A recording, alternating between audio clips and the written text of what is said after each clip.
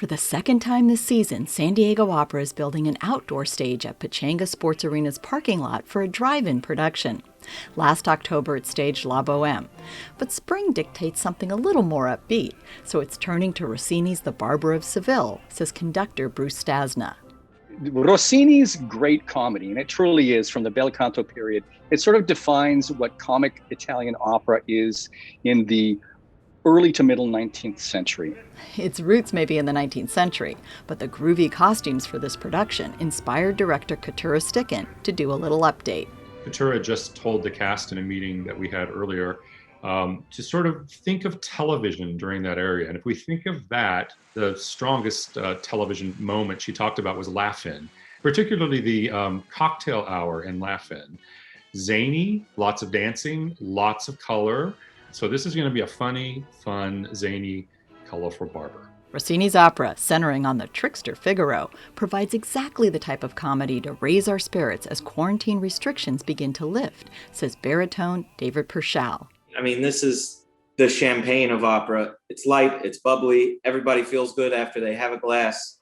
So I think it's going to be a balm for all of our soul here to experience something so fun. Pershall sings the role of Figaro. Well, this role is very technically demanding.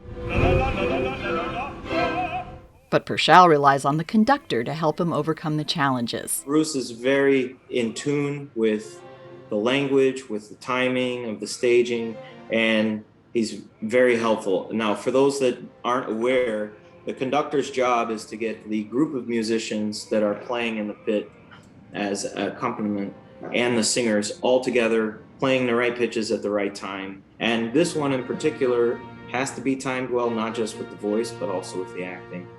You know, it takes a serious voice, but a lighthearted attitude. That's kind of what makes this piece so difficult. I think it really has a lot to do with keeping yourself in the moment. In an outdoor venue, if a fire engine suddenly screams by, how is that going to interface with the characters on stage? Are they going to make an allowance for that for a moment? Are they not? Are they going to press forward?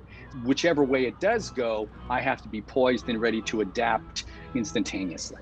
That outdoor setting, coupled with pandemic restrictions, also present challenges. And in particular, the orchestra area became denoted by a platform that was going to be installed that was 42 feet wide by 60 feet long. So once you have that defined area, then because of the pandemic, we had to look at the protocols in place.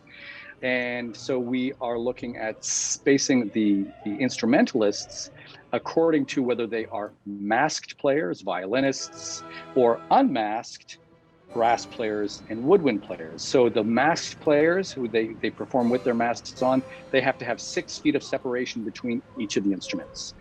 The woodwind and brass players, that's 12 feet.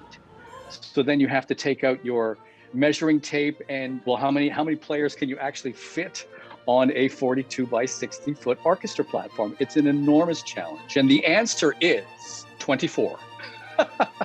The drive-in setting may not provide the pristine acoustics of an indoor venue, but it still creates a vital sense of community around live performance. At the end of hopefully a great number, the horns go a-blazing and the lights flicker on and off to be, this day and age's applause moment, and then we move forward. But there's a sense of community, which I think is an essential aspect of how the arts work. Opera as an art form has weathered pandemics before, and San Diego Opera is meeting the challenges of this pandemic with some far-out innovation. Beth Accomando, KPBS News.